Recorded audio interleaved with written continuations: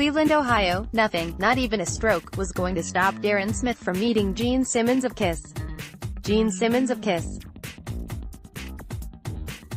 Smith, 47, clung to his resolve even though he felt strange as he stood in line to see his lifelong idol at the Rock. He kept dropping the bag he held in his left hand. His left arm hung like dead weight. During a trip to the bathroom, he looked in the bathroom mirror and saw his mouth drooping on one side. He struggled to buckle his belt. Smith's best friend, Bob Nash, who had driven with him from their homes near Detroit, asked Rock Hall staffers to call 911. The Cleveland Clinic's mobile stroke treatment unit, a special ambulance that delivers fast care to stroke patients, arrived quickly. But Smith, a Kiss collector who has met Simmons multiple times, refused to leave the Gene Simmons vault experience. He had paid $2,000 for the vault, which included one-on-one time with Simmons, a 1/0 CD collection, a Simmons action figure, a coffee table photo book and a hand-selected personal gift from the musician's archive. If Smith left, he'd get nada. When Simmons learned about the medical emergency, he found Smith and ordered him to get in the mobile stroke unit right away. "I couldn't say no to him," Smith recalled. Reluctantly, Smith climbed into the ambulance, a decision that he credits with saving his life.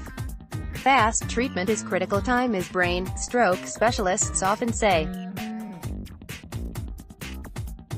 A stroke occurs when blood flow to the brain is interrupted, usually by a blood clot or brain bleed. The sooner a stroke patient is treated, the less likely it is that he or she will be disabled, said Dr. Andrew Russman, head of the clinic's stroke program.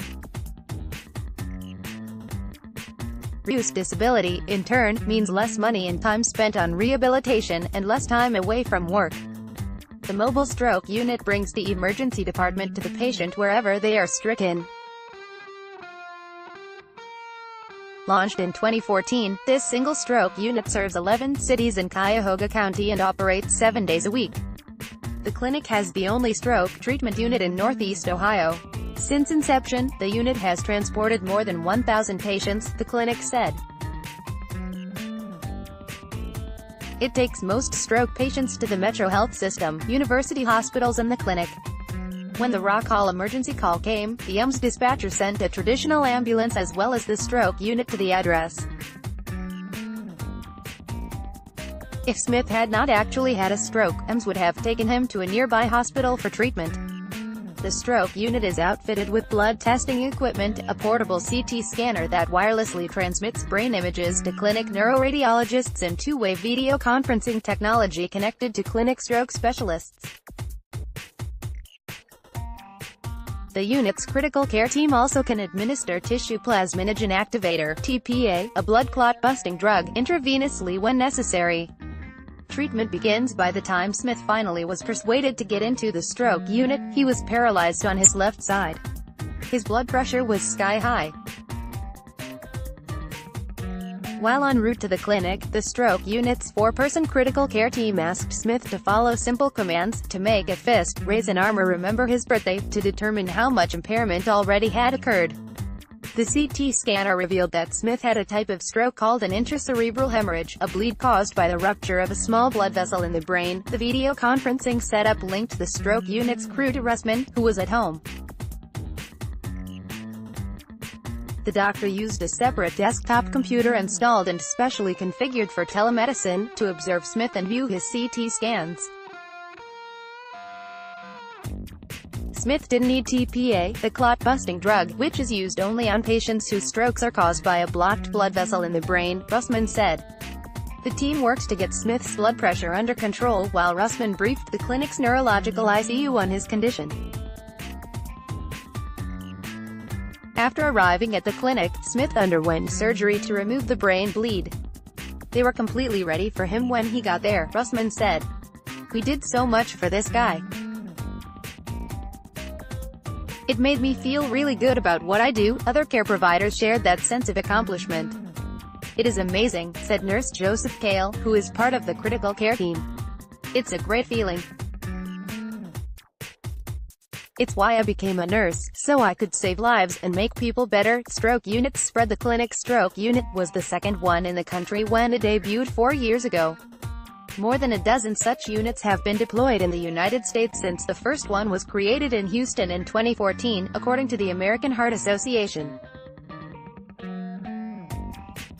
In Ohio, the Toledo area Mercy Life Flight Network mobile stroke unit serves a 5-county region. It completed 198 transports in 2017, a spokeswoman said.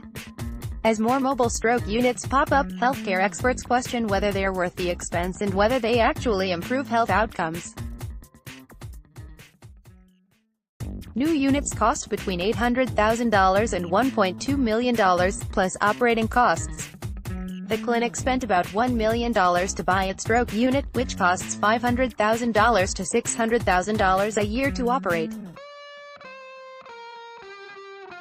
The clinic does not charge a transport fee for the mobile stroke unit, a spokeswoman said. Transportation in the unit is paid for by philanthropy in the clinic. Patients are billed only for medical services such as drugs and tests. While mobile stroke units seem like a good idea and there is genuine hope that they will improve outcomes for selected stroke patients, there is not yet any evidence that this is the case. Dr. Brian Bledsoe, a professor of emergency medicine at the University of Las Vegas, wrote in the Journal of Emergency Medical Services. They are expensive and financially non-sustainable, but 2 studies presented at the American Stroke Association's International Stroke Conference in 2015 showed that mobile stroke units were saving critical minutes in the diagnosis and treatment of stroke patients. The studies looked at outcomes at the clinic and in Houston. The clinic's statistics show that, since the mobile stroke unit hit the streets, stroke patients are receiving intravenous TPA 7 minutes faster. Russman is taking part in a study, not yet published, that will compare 140 patients treated in a mobile stroke unit with those who weren't. Indiana University announced in March that it is starting that state's first mobile stroke unit and will participate in a national study of 6 units.